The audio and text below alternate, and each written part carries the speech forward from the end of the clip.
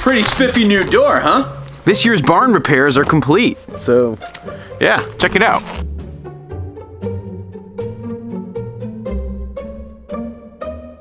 I'll show you the other side of the barn in a minute, but I'm really happy with how that turned up. So it is a crazy cold one here on the farm, but that's winter here in Vermont. How you doing, little barn cat?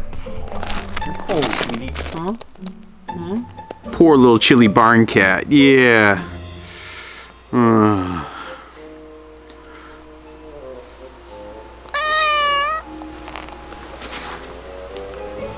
In the past month, we've had just a crazy number of new YouTube subscribers. 50,000 few. And so I figured it'd be good today to let some of you new folks here know about our story and what we're trying to do here at Goldshaw Farm. It's like cat yoga.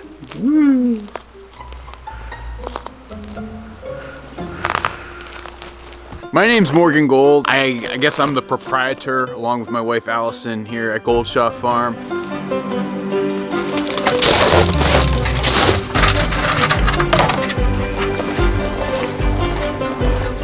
So about a year and a half ago, I left a job and a lifestyle in Washington, D.C. to move up here to Vermont. I had this grand vision of someday trying to start a sustainable farm, a farm that's sustainable environmentally, a farm that's sustainable economically, and a farm that's sustainable emotionally. The only problem is I have zero experience as a farmer. I've been working to try to start a farm. Because I believe that if you want to do something, you should be able to try to do it. And while the path to doing it isn't going to necessarily be easy, there's a lot that can be gained by the struggles and learning and lessons that come along the way. My plan was to start small and build my skills and build my experience and build the infrastructure required to ultimately make this place a thriving, flourishing farm. Just a fair warning, it's probably a little bit too cold for this to work today. Release the Kraken! Usually this is supposed to happen. Release the Kraken!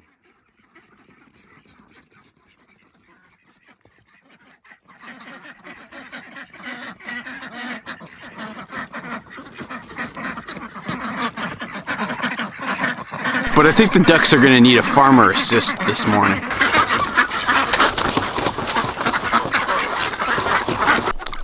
How's it going, duckery dudes? How's everybody doing this morning? It's chilly.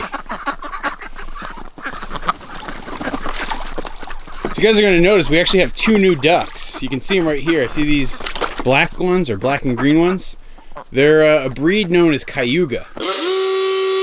So the other day I got a message from one of our neighbors who was asking if we'd be willing to duck sit for them for the winter. They don't live here full time in Vermont, and their ducks were living on a lake, and the lake is about frozen over at this point.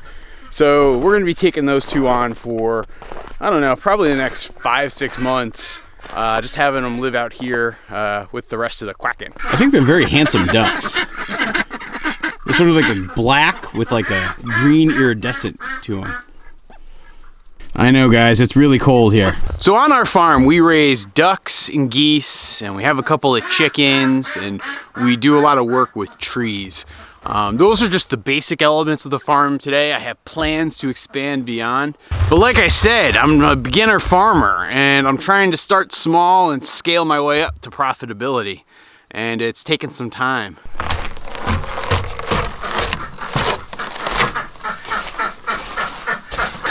Only 3 eggs so far this morning. I expect them to lay probably about another 5 or 6. We raise our ducks for meat and eggs, and we raise our geese for meat. And I might start breeding them too in the not too distant future. Speaking of which, let's go check on the geese. Good morning, geese. How's it going? How's everybody doing this morning?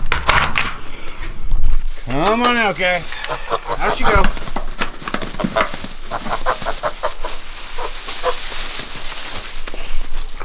So this is the winter quarters for the geese.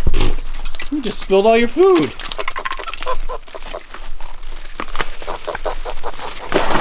I actually had the geese living up in that shed up there, but just recently moved them in here underneath the barn so that I could make room for our next animal addition. How are you guys doing? You guys sleep okay? Everybody okay?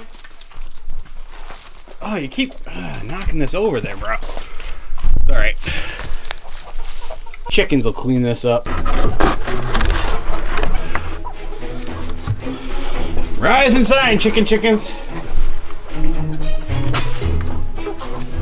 Out you go. Everybody out this morning. Come on.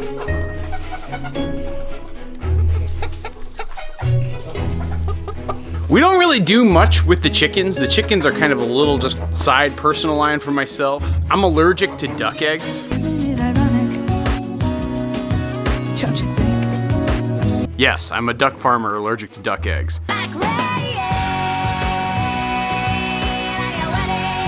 And so the chickens I'm raising really just for my purposes so I can have homegrown food to eat.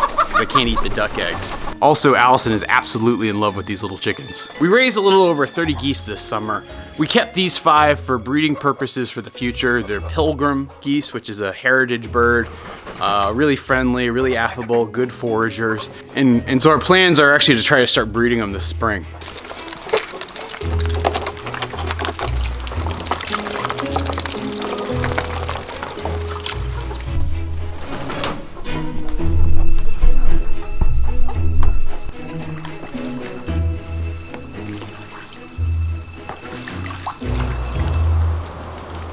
So a funny story about the chickens. The other night I was going to lock them up, and this happened before I moved the geese into the same paddock.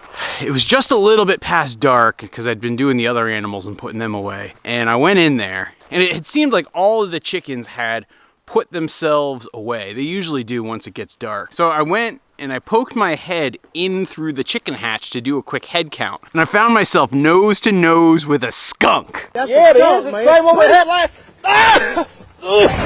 There's been a skunk wandering around lately, and I've been trying to trap it. I eventually opened the hatches, started banging on it and making noise, and it scared the skunk out, and he was gone. Of course, it wasn't my first close call with skunks ever. One time I trapped a skunk in a have-a-heart trap, and I had to let him go. And that was kind of nerve-wracking in and of itself.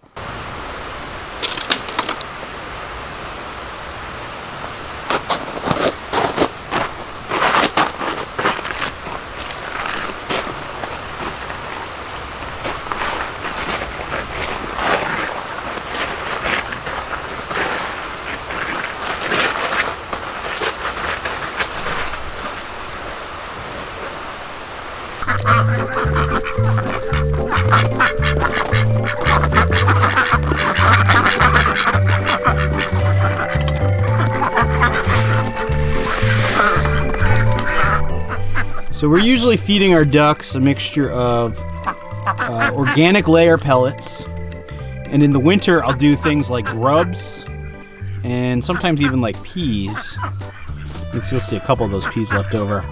I usually do soaked peas. It's cheaper that way. It has niacin in it and other good vitamins, which, you know, for the ducks to get the right supply of stuff this time of year, it's important to make sure you're, you know, just thinking about their nutrition just a little bit.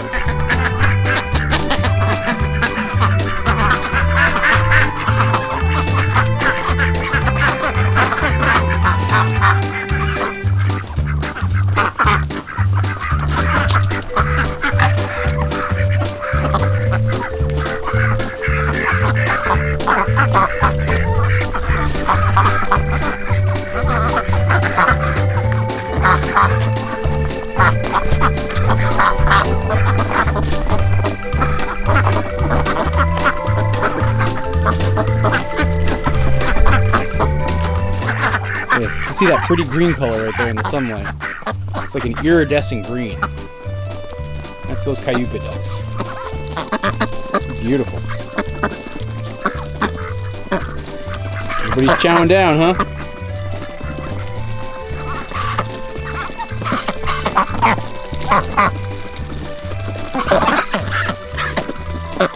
Those Cayugas seem to have settled in pretty nicely.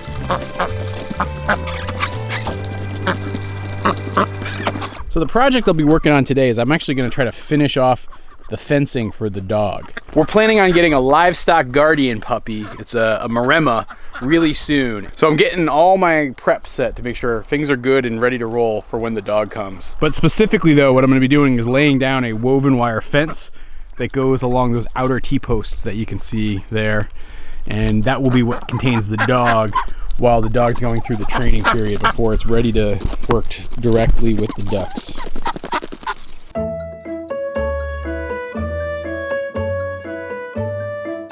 Well, we managed to get all the fencing laid out, but we didn't get it all the way sealed in, unfortunately. But yeah, this is gonna make a pretty darn good paddock for the dog.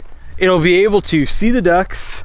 It'll potentially be able to ward off predators with some barking activity here. And yeah, I hope this works. Now I gotta put the animals to bed. Everybody already in bed? Looks like it.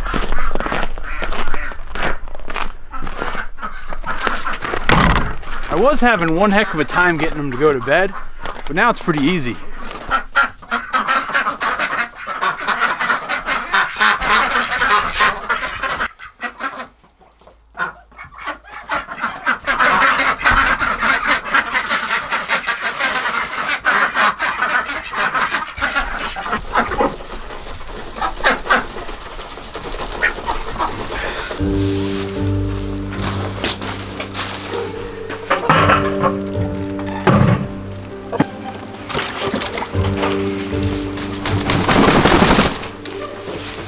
I know, you guys can be out here all night. Come on, well, let's go inside. Time to wrap it up for the evening. Come on, guys.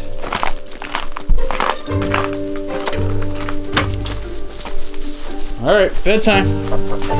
Bedtime for the geese. Come on, everybody in. Wrap it up. There we go. Good job, guys.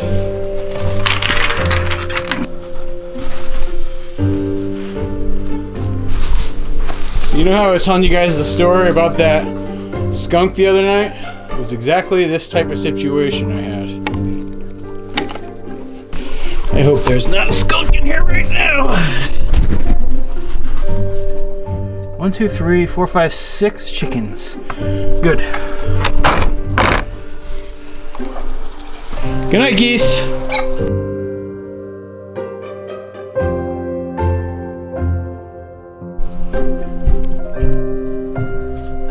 See him. It's the skunk. Oh, he's living underneath there. Huh. I don't know if you guys can see him. I do not want to get sprayed right now.